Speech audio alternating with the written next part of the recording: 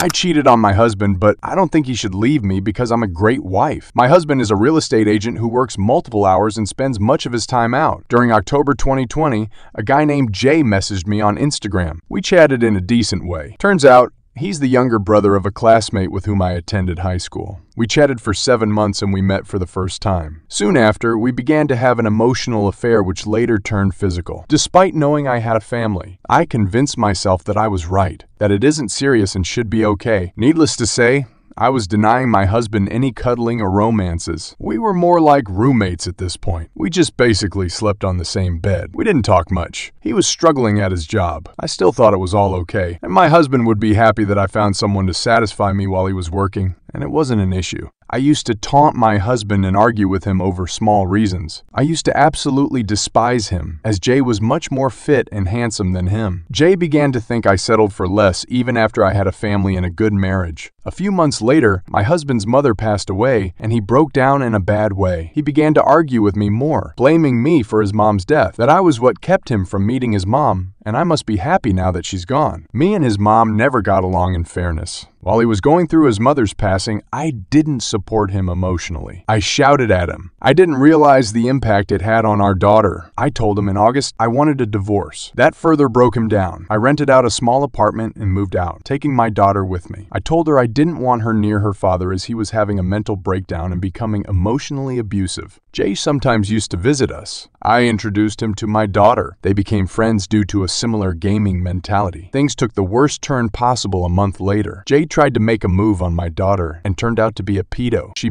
barely got out and called her father. I was working in the office then. She tried to reach out but couldn't due to my phone being on silent mode. When I saw her calls, I rushed to my home to find it filled with police and people. Jay was rushed to the hospital with a broken arm, broken jaw, and swollen eyes. My daughter told everything to the police. Her eyes were red and she had been crying. I tried to console her, but she pushed me away. As my daughter was the victim, and my husband had friends in the department, no charges were pressed against him. After everything calmed down for a bit that evening, my husband reached out to me with my daughter asking for the truth. I gave him the truth then. I apologized, begged, cried for him, told him this was the worst mistake, and I never thought for things to turn out this way. What hurt more was my daughter telling me I was a home wrecker. My husband said he's going to take our daughter with him and we will be getting divorced. He's pushing for full custody and filing fresh paperwork for divorce on grounds of infidelity. I told him I wanted to work on our marriage. Begged him. I want a chance. He isn't listening to me. I cut off all contact with Jay on October 2nd. Jay's girlfriend contacts me